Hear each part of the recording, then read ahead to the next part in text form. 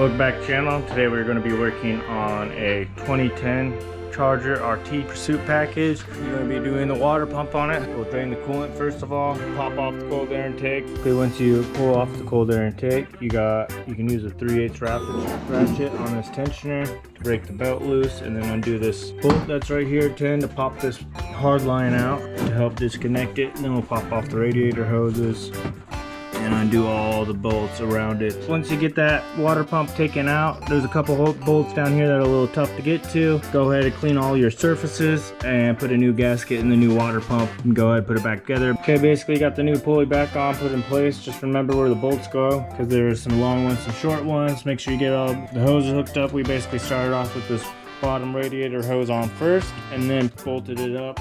Put this hard line on. We'll put this thermostat in.